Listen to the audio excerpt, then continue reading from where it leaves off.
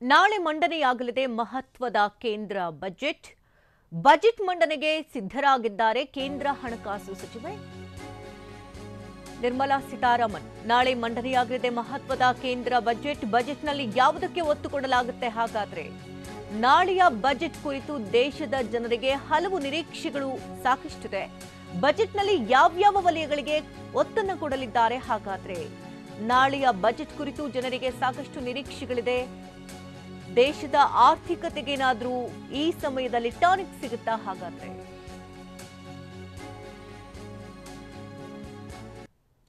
ಕೇಂದ್ರ ಹಣಕಾಸು ಸಚಿವೆ ನಿರ್ಮಲಾ ಸೀತಾರಾಮನ್ ಕೊರೋನಾ ಮಹಾಮಾರಿ ಅಬ್ಬರದ ನಂತರ ಮತ್ತು ಈ ದಶಕದ ಮೊದಲ ಬಜೆಟ್ ಮಂಡನೆಗೆ ಸಿದ್ಧರಾಗಿದ್ದಾರೆ. ನಾಳೆ ಕೇಂದ್ರ ಬಜೆಟ್ ಮಂಡನೆಯಾಗಲಿದ್ದು ದೇಶದ ಜನ ಈ ಬಜೆಟ್ ಕುರಿತು ಹಲವು ನಿರೀಕ್ಷೆಗಳನ್ನ ಹೊಂದಿದ್ದಾರೆ. ಹೀಗಾಗಿ ನಾಳೆಯ ಬಜೆಟ್ ಹೇಗಿರುತ್ತೆ, ಜನರ ನಿರೀಕ್ಷೆಗಳಾದ್ರೂ ಏನು ಅಂತ ನೋಡೋಣ ಬನ್ನಿ.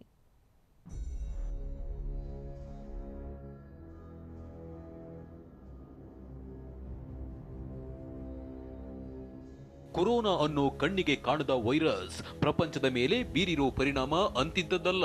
ಕೊರೋನಾ ಕೊಟ್ಟ ಹೊಡೆತಕ್ಕೆ ಹಲವು ದೇಶಗಳು ತತ್ತರಿಸಿ ಹೋಗಿವೆ. ಚೀನಾದಿಂದ ಹರಡಲು ಆರಂಭಿಸಿದ ವೈರಸ್ ಹಲವು ದೇಶಗಳ ಆರ್ಥಿಕತೆಗೆ ಹೊಡೆತ ನೀಡಿದೆ. ಇದರ ನಡುವೆ ಕೇಂದ್ರ ಹಣಕಾಸು ಸಚಿವೆ ನಿರ್ಮಲಾ ಸೀತಾರಾಮನ್ ಈ ದಶಕದ ಮೊದಲ ಬಜೆಟ್ ಮಂಡನೆಗೆ ಸಿದ್ಧರಾಗಿದ್ದಾರೆ. ನಾಳೆ ನಿರ್ಮಲಾ ಸೀತಾರಾಮನ್ ಬಜೆಟ್ ಮಂಡಿಸಲಿದ್ದು ದೇಶದ ಜನರ ಕಣ್ಣು ಬಜೆಟ್ ಮೇಲೆ ನೆಟ್ಟಿದೆ.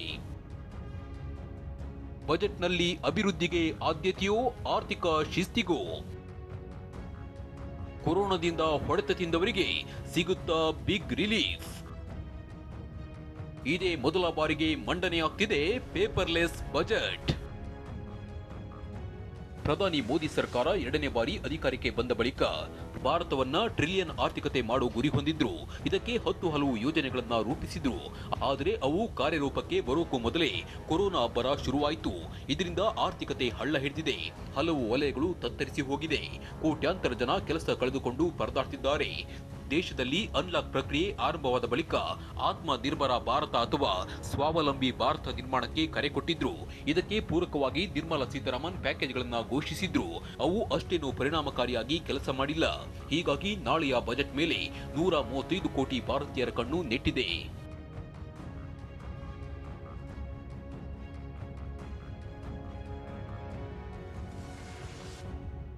ಬಜೆಟ್ಗೂ ಮುನ್ನ ನಡೆದಿರೋ ಹಲವು ಸಮೀಕ್ಷೆಗಳಲ್ಲಿ ಕೇಂದ್ರ ಸರ್ಕಾರ ಕೊರೋನಾ ನಿಯಂತ್ರಣದ ವಿಚಾರದಲ್ಲಿ ಯಶಸ್ವಿಯಾಗಿದೆ ಅಂತ ಸಾಮಾನ್ಯ ಜನರಿಂದ ಹಿಡಿದು ಆರ್ಥಿಕ ತಜ್ಞರವರೆಗೂ ಎಲ್ಲರೂ ಮೆಚ್ಚುಗೆ ವ್ಯಕ್ತಪಡಿಸಿದ್ದಾರೆ. ಕೊರೋನಾ ವ್ಯಾಕ್ಸಿನ್ ನೀಡುತ್ತಿರುವ ಕುರಿತು ಸಂತಸ ವ್ಯಕ್ತಪಡಿಸಿದ್ದಾರೆ. ಆದರೆ ವಲಸೆ ಕಾರ್ಮಿಕರ ಸಂಕಷ್ಟ, ಆರ್ಥಿಕತೆ, ರೈತರು ಎದುರಿಸುತ್ತಿರುವ ಸಮಸ್ಯೆಗಳನ್ನು ನಿಭಾಯಿಸುವಲ್ಲಿ ಸರ್ಕಾರ ವಿಫಲವಾಗಿದೆ ಅಂತ ಟೀಕಿಸಿದ್ದಾರೆ. ಹೀಗಾಗಿ ನಾಳೆ ಮಂಡನೆಯಾಗುವ ಬಜೆಟ್ನಲ್ಲಿ ಯಾವ್ಯಾವ ವಲಯಕ್ಕೆ ಆದ್ಯತೆ ಸಿಗಲಿದೆ ಅಂತ ನೋಡೋಣ ಬನ್ನಿ. ದೇಶದಲ್ಲಿ ಮಹಾಮಾರಿ ಕೊರೋನಾ ಅಬ್ಬರ ಕಡಿಮೆಯಾಗಿದ್ರೂ ಪೂರ್ಣವಾಗಿ ತೊಲಗಿಲ್ಲ.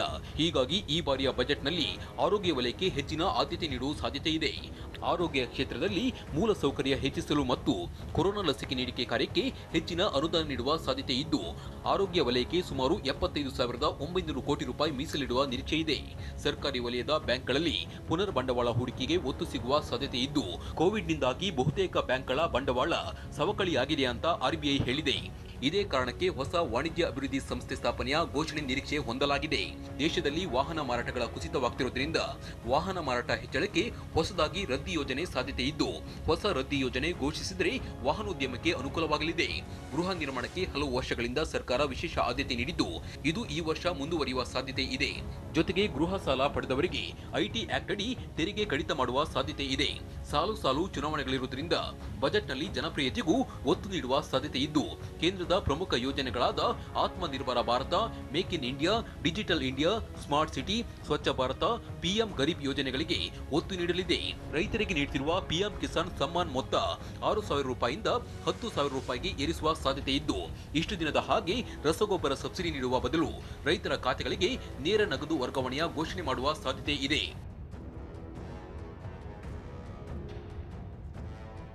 ಒಟ್ನಲ್ಲಿ ಕೊರೋನಾ ನಂತರ ಮೊದಲ ಬಜೆಟ್ ಕುರಿತು ಹಲವು ನಿರೀಕ್ಷೆಗಳಿದ್ದು, ಇದೆಲ್ಲವನ್ನ ನಿರ್ಮಲಾ ಸೀತಾರಾಮನ್ ಹೇಗೆ ನಿಭಾಯಿಸುತ್ತಾರೆ ಅನ್ನೋದು ನಾಳೆ ಗೊತ್ತಾಗಲಿದೆ.